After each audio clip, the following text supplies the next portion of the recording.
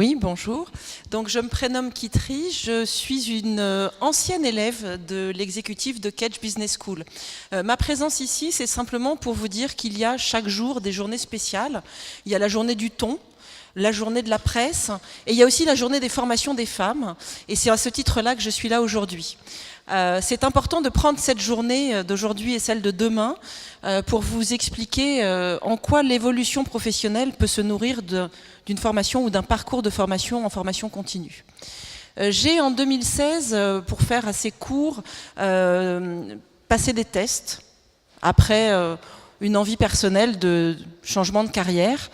J'ai passé des tests pour faire un master en management avec une option achat supply chain.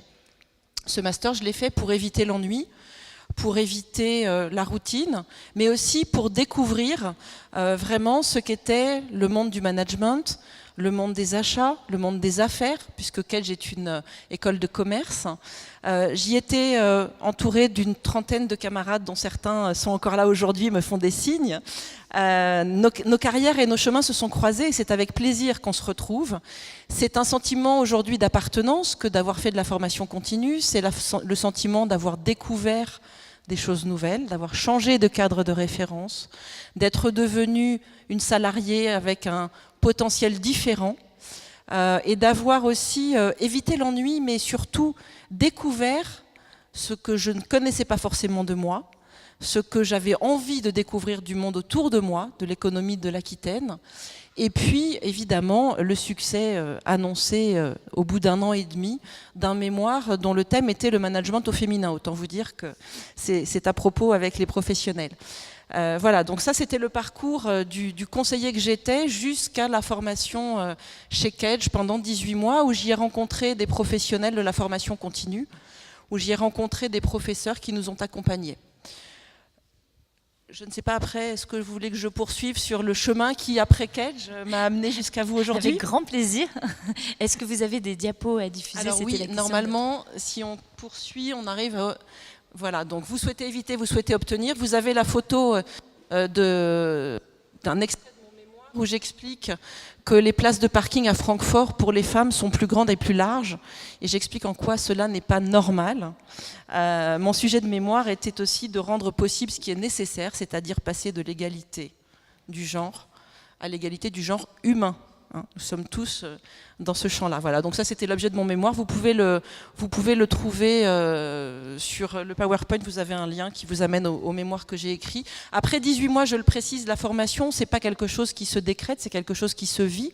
C'est vraiment un parcours au sein duquel vous avez un accompagnement. Sur le diaporama, je vous ai mis, enfin au slide, PowerPoint, appelons-le comme on veut, je vous ai mis apprenance, c'est-à-dire que j'apprends de moi et l'organisation dans laquelle je suis, mon environnement personnel, apprend aussi de ma transformation. C'est aussi ça l'exécutif de Kedge. Dans l'exécutif de Kedge, vous avez des enseignements qui vous permettent d'avoir de la pédagogie habituelle, j'ai envie de dire, la stratégie, l'analyse financière, l'environnement économique, les Aquitains de l'année avec le groupe Sud-Ouest. Tous ces événements-là nourrissent votre parcours. Et puis vous avez aussi à l'intérieur de Kedge des tests de personnalité pour mieux vous connaître, mieux manager, mieux accompagner, comme le MBTI, la Processcom. Tous ces tests-là servent d'accélérateur à votre carrière. C'est-à-dire que comme vous maîtrisez vos sujets pédagogiques, j'ai envie de dire, vos matières principales et votre propre matière en tant que femme, en tant qu'être humain, bien évidemment, vous avancez. Moi, ça m'a amené à un chemin assez particulier. C'est la diapo juste après. J'ai mis management des projets, management des hommes. Quand j'ai suivi ma formation à Kedge, j'ai eu 3 jours de cours tous les 15 jours avec des travaux de groupe, des travaux individuels, des notes d'opportunité à rédiger. Et puis au bout d'un an et demi, quand j'ai passé mon mémoire, j'ai été nourrie de cet enthousiasme et j'ai postulé sur une mission à l'intérieur de mon entreprise, qui est une entreprise apprenante, dans laquelle j'ai pu me saisir de l'opportunité de redonner du sens. Voilà.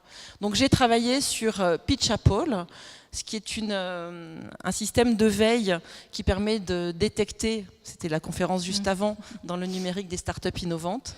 J'ai fait l'usage de démonstrateurs où j'ai pu démontrer la valeur des produits que j'avais audités. Et puis j'ai ajouté ma propre valeur en travaillant sur des aspects un peu différents que sont la facilitation graphique, le design thinking et la méthode Lego.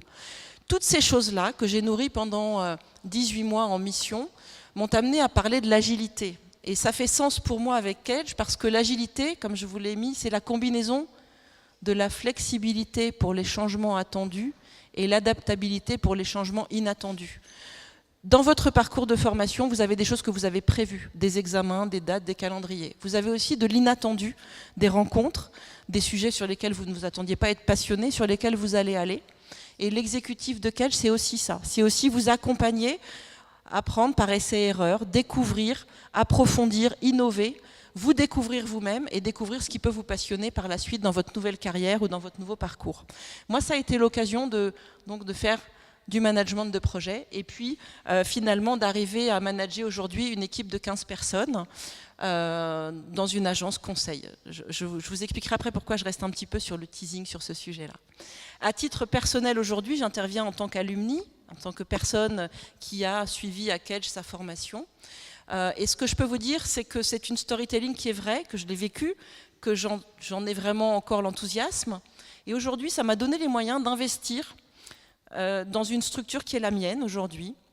Je partage mon temps en tant que salarié et puis le reste du temps, comme des jours comme aujourd'hui, je témoigne de ce que j'ai pu faire et je porte le sujet du mentorat et du développement des compétences.